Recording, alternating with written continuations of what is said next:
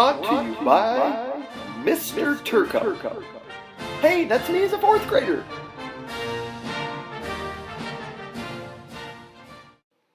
Chapter 8, James Monroe and John Quincy Adams.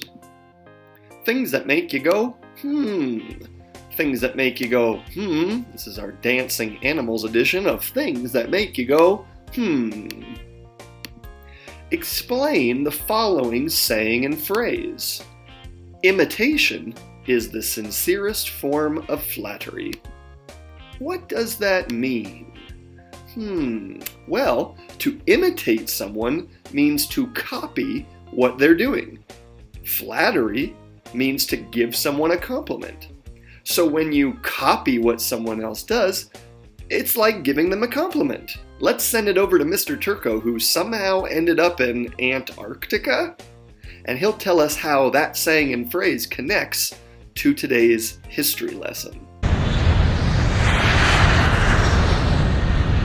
In today's lesson, you're going to learn about how other countries near the United States, not really around here, but near the United States, they saw our Constitution and our freedoms we had, and they wanted to copy or imitate what we were doing in their countries. And so it was kind of flattering to us, but it made other countries in Europe jealous, and it led to the Monroe Doctrine. But you'll learn about that later. All right, I'm going to go hang out with some penguins. All right, well, let's move on to the Monroe Doctrine. Yeah, but bro, what does it mean? It was an official policy stated by our 5th president, James Monroe, hence the name Monroe Doctrine. Oh, that's why they call it the Monroe Doctrine. Now it all makes sense. It's so beautiful, dude.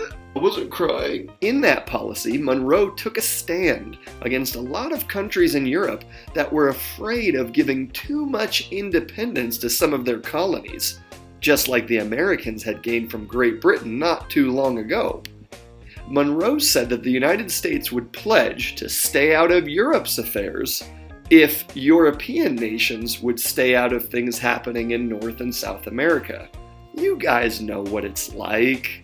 Mom, Europe keeps trying to interfere in all my business. I told him about the Monroe Doctrine, but he's not even listening. I don't even care about you dumb little business. Hey, quit being a meathead. Next, you'll learn about our 6th president, John Quincy Adams. He was the son of our 2nd president, John Adams. He was bright, hardworking, and honest. He had good ideas like creating a place where more people could receive advanced education. And as you learned in the rap, he also opposed slavery. But you'll read about how and why he didn't see a lot of those ideas come to fruition. Review time. Pause the video and read the chapter, then come back and let's see what you've learned.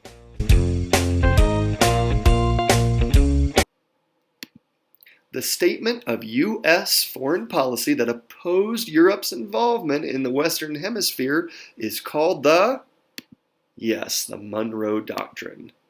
What was the main message of the Monroe Doctrine?